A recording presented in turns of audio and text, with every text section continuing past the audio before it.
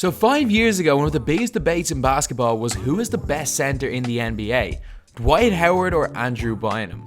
After that season, Dwight Howard made the next 2 All-Star teams, and since then has still been a solid contributor to a lot of teams. Andrew Bynum, however, would only play 26 more NBA games and be out of the league by 24. So before this video starts, we are doing a daily December. We are getting a video out every single day. My original goal was to hit 25,000 subscribers by the end of the month, and right now, we are only 600 subscribers. Yes, 600 off 30,000, which is crazy. My goal is 30,000 by Christmas, so if you guys like the content, subscribe, and if you guys have any ideas, leave it in the comments. It's hard to think of ideas, and any suggestions are greatly appreciated. But anyway, now let's get on to the video. So Andrew Bynum was taken with the 10th pick in the 2005 NBA draft by the Lakers.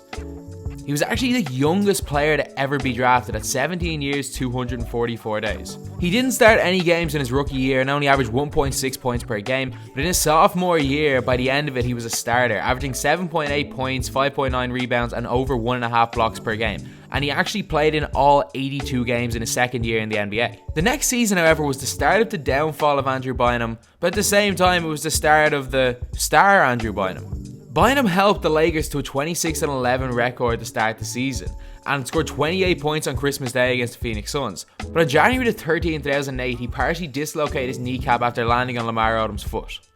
He didn't play for the rest of the season and missed the entire playoffs, where the Lakers would make the NBA Finals but lost to the Boston Celtics in 6 games. In September of that year, he said he was 100% healthy, and on October 30th signed a 4-year, $58 million contract with the LA Lakers.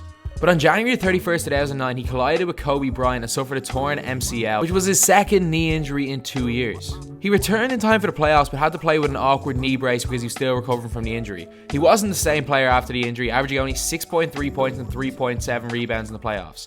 But Bynum only averaged 19 minutes per game against the Magic, which was a surprise because the Magic's best player was a center, Dwight Howard, who was the best center by far in the NBA at the time. In the 2009-2010 season, he averaged 15 points, 8.3 rebounds, whilst playing in 65 games.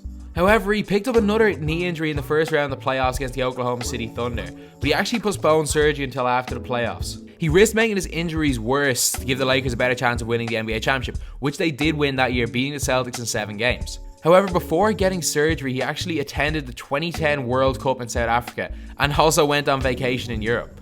Because of this delay, he actually missed the start of the next season because of the surgery. And while this didn't seem to be the biggest thing for his game, it just showed his attitude towards basketball. The fact that he postponed his surgery so that he missed the start of the next season just to go on vacation. That year, he only averaged 11.3 points per game. And that Lakers team, who had won 2 championships in a row, got swept by the Dallas Mavericks in the second round of the playoffs. The 2011-2012 season was by far Bynum's best as a pro. It was the first time that he ever made an All-Star team and actually averaged 18.7 points, 11.8 rebounds, and almost 2 blocks per game. After that season, he was sent to the Sixers in a deal that sent Dwight Howard to the Lakers. About a week before training camp, he underwent treatment on both his knees to help with his arthritis. At 24 years old, he had so many knee injuries that he developed arthritis in his knees. Before he could return to play or practice, he injured his left knee while bowling. Bynum's knees got a lot worse after the trade and he was declared out indefinitely. And on March the 1st, he experienced swelling in his other knee, which caused him to miss the rest of the season.